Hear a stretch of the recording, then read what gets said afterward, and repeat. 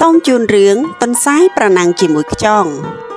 នៅក្នុងព្រៃមួយដ៏ស្រស់ស្អាតមានសត្វជាច្រើនរស់នៅជាមួយគ្នាដោយសុខសាន្តព្រៃនោះមានដើមឈើធំធំស្មៅពណ៌បៃតងនិងទឹកអូរដ៏សែនត្រជាក់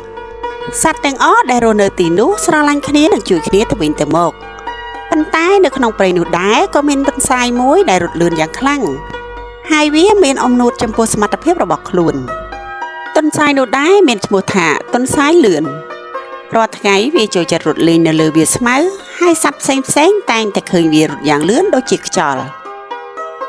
ដោយសារតែវារត់លឿនបែបនេះហើយទន្សាយចាប់ផ្ដើមអំនួតនិងចូលចិត្តសើចចំអកចំពោះសត្វដែលដើរយឺតហើយថ្ងៃមួយទន្សាយបានឃើញខ្យងតូចមួយកំពុងលូនយឺតនៅលើផ្លូវទន្សាយមើលទៅខ្យងហើយចាប់ផ្ដើមសើចខ្លាំងហាហេតុអ្វីបានជាអ្នកដើរយឺតបែបនេះប្រសិនបើខ្ញុំរត់ពីទីនេះទៅដល់ភ្នំខ្ញុំអាចទៅដល់មុនអ្នកច្រើនម៉ោងណាស់ទន្សាយបាននិយាយដោយសេចក្តីអំនួត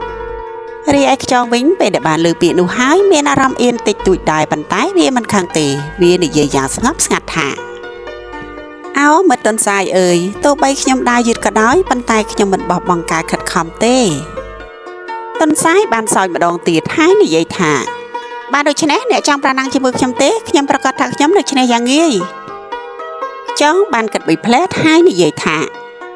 បានខ្ញុំយល់ព្រមប្រណាំងជាមួយអ្នក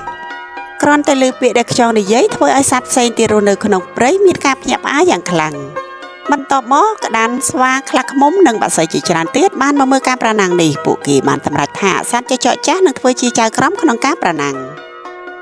ពេលនោះចចកចាស់បានកំណត់ផ្លូវប្រណាំងការប្រណាំងនឹងចាប់ផ្ដើមពីដើមឈើធំមួយហើយបញ្ចប់នៅជិតអូរទឹកចម្ងាយមិនខ្លីទេប៉ុន្តែមិនវែងពេកសម្រាប់ទន្សាយឥឡូវនេះថ្ងៃប្រណាំងបានមកដល់ហើយសត្វទាំងអស់បានមកជុំគ្នាដើម្បីមើលខ្យល់បក់បន្តិចថ្ងៃរះភ្លឺស្រស់ស្អាតមើលទៅទន្សាយឈរយ៉ាងជឿជាក់ខណៈដែលខ្យងឈរយ៉ាងស្ងប់ស្ងាត់បន្ទាប់មកចចចាស់បាននិយាយថាត្រៀមខ្លួន1 2 3ចាប់ផ្ដើមភ្លាមនោះទន្សាយបានរត់ចេញយ៉ាងលឿនដូចខ្យល់កំពុងបក់ខ្យងវិញលូនទៅមុខយឺតដោយមិនឈប់ទន្សាយរត់បានឆ្ងាយយ៉ាងលឿនហើយវាបានមើលមកក្រោយវាមិនឃើញខ្យងសោះខ្យងនៅឆ្ងាយណាស់ខ្ញុំអាចសម្រាកបន្តិចក៏បានទន្សាយគិតក្នុងចិត្តនៅក្រោមដើមឈើធំមួយមានស្មៅទន់ទន្សាយបានអង្គុយសម្រាកហើយបន្តិចក្រោយមកវាបានដេកលក់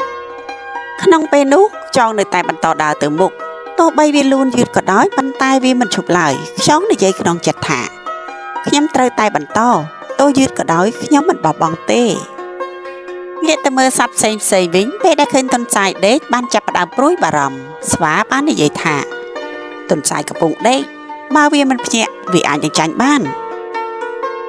ប៉ុន្តែគ្មានសត្វណាចង់រំខានទន្សាយទេព្រោះការប្រណាំងត្រូវតែស្មោះត្រង់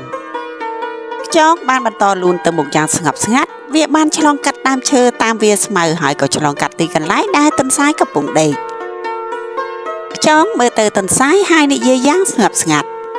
មិត្តទន្សាយប្រសិនបើអ្នកមិនអំនួតអ្នកនឹងឈ្នះងាយបន្ទាប់មកមិនបង្អង់យូរខ្យងបានបន្តទៅមុខដោយមិនឈប់ពេលវេលាបានកន្លងផុតទៅព្រះអាទិត្យឡើងខ្ពស់ទន្សាយចាប់ផ្ដើមភ្ញាក់ពីដំណេកវាអូសខ្លួនឡើងហើយនិយាយថាអូខ្ញុំគេងយូរណាស់ហើយតែខ្យងប្រហែលជាវានៅឆ្ងាយណាស់មើលទៅទន្សាយក៏បានរត់ទៅមុខយ៉ាងលឿនប៉ុន្តែពេលដែលវាជិតទៅដល់គោលដៅវាបានឃើញសត្វទាំងអស់កំពុងស្រែកអបអរពីព្រោះថានៅខាងមុខរបស់ពួកគេខ្យងបានឆ្លងកាត់គោលដៅរួចទៅហើយសត្វទាំងអស់ស្រែកថាខ្យងឈ្នះទន្សាយក៏បានឈប់ភ្លាមហើយមានអារម្មណ៍អៀនខ្លាំងវាមិនគិតថាខ្លួនវាចាញ់ឡើយខ្យងបានញញឹមហើយនិយាយថាមិត្តទន្សាយការរត់លឿនគឺល្អប៉ុន្តែការខិតខំនិងការមិនបោះបង់គឺសំខាន់ជាងទន្សាយបានយល់ថាវាធ្វើខុសវាបាននិយាយថាខ្ញុំសុំទោសដែលខ្ញុំអំនួតនិងសើចចំអកអ្នកថ្ងៃនេះខ្ញុំបានរៀនមេរៀនដ៏សំខាន់មួយពេលវេលាអបអរក៏បានមកដល់សត្វទាំងអស់បាននាំគ្នាអបអរសាទរខ្យងហើយក៏លើកទឹកចិត្តចំពោះទន្សាយផងដែរចាប់ពីថ្ងៃនោះមកទន្សាយបានបដូរខ្លួនវាមិនអំនួតទៀតទេហើយវាក៏ចាប់ផ្ដើមគោរពសត្វផ្សេងទៀតផងដែរខ្យងនិងទន្សាយក៏ក្លាយជាមិត្តល្អជាមួយគ្នាពួកគេរៀនថាមនុស្ស